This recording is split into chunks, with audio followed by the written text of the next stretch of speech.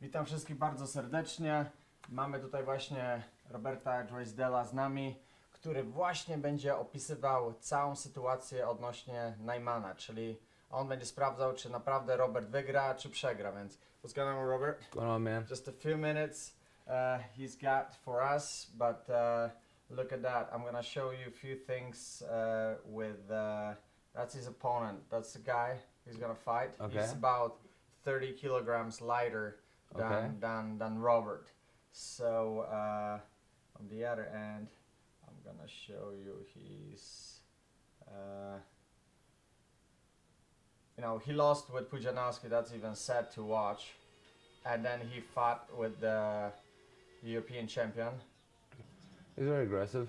Very aggressive, yeah. Yeah, doesn't look like he's got that much technique, but very aggressive. Uh-huh. It can always be dangerous when someone's that aggressive because although they may not have the skill, there is so much intent behind everything they do that whenever they throw something, if it lands, it could really hurt you.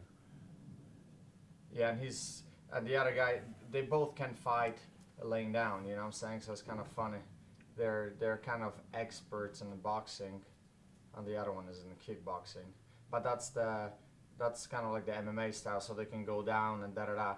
But the other one, he fought with Saleta, and he lost it too.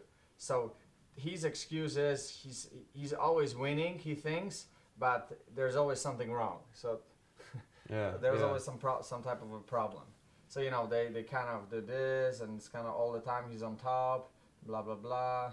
He cannot even do anything on top of him. So, but the other guy has. Yeah, it doesn't look very skilled. Doesn't he? He's not really sure what he wants, but he's got an idea of where he wants to be and where he doesn't want to be. Okay. Looks like he's just trying to keep him out and just win the fight. By keeping him out, he's not really going for any submissions. He's not delivering any strong strikes. He's not really doing anything other than just keep top position. In the UFC, they probably would have stood him back up. Okay. Yeah. Okay, here it is. Yeah, there you go. Yeah, they broke it. And you see, there'll be again. Let me just pull it. That'll be next. See again, start. You will see the way he starts. Yeah, he's winded. He wasted a lot of energy that first minute. Okay. They're repeating. Okay, is that? Look, he's either quitting, or he just doesn't know that he can easily get out of that. He's thinking, oh, I'm stuck, and he's not stuck. That's an easy way. That's an easy choke to get out of. There's no. That's not a legit choke. Yeah, it looks like he tries to beat you with all he's got within the first minute, and if that doesn't work, then he doesn't care. Like he's got his best. He's the most dangerous that first minute, and if he doesn't clip you there, then that's it.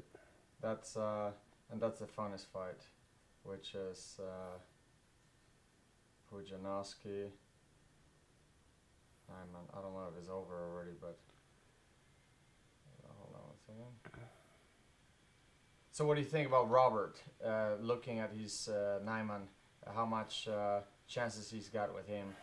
Well, I would have liked to seen Robert train a little bit more, and I think it would have been better for him if he walked in with a lot of training behind him. But I think that I think that they'll both come out very similar. I think this fight's going to be a short fight. I don't think it's going to go on for long.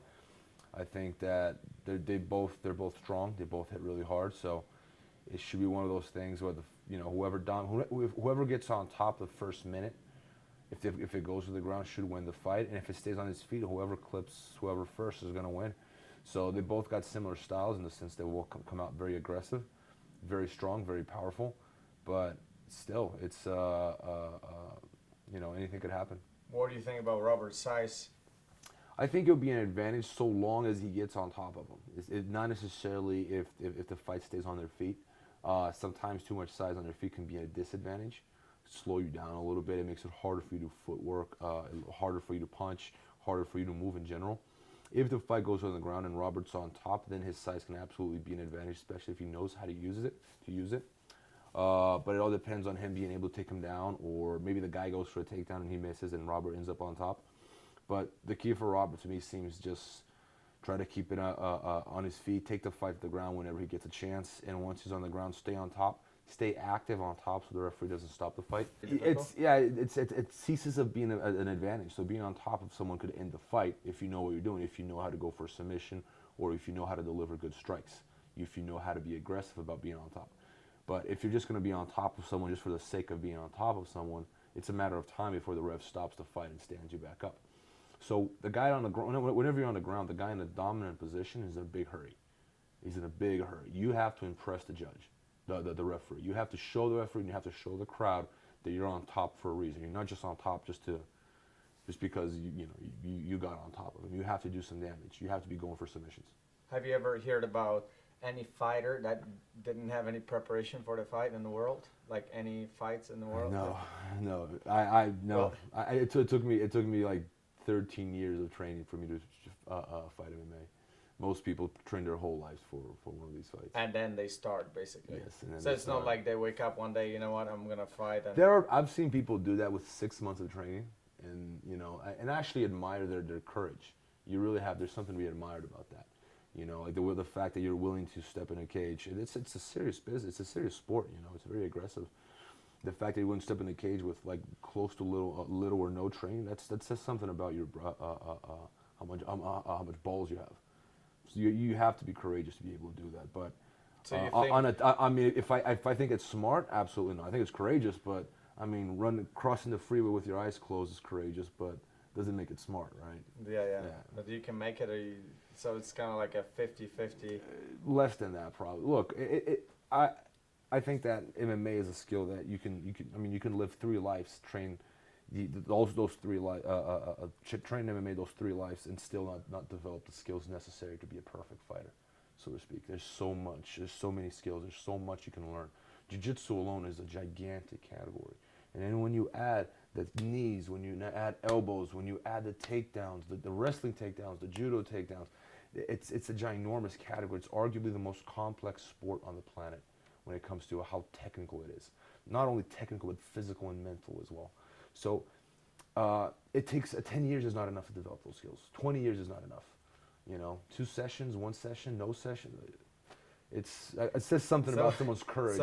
So Robert could take the history basically by being the first fighter. He certainly entered the history of MMA as the first fighter to enter a fight with no training. That would It will be fun to watch. I'm definitely going to be watching. Definitely going to be watching. Yeah. All right, Robert. Thank you very much for your time. I really appreciate that so much. It was a pleasure. Yeah, you can say something to Polish fans about your school. Thank you everyone for watching. Hello, Chamongnat over in Gniezno. Hello to Zibi in Gdynia.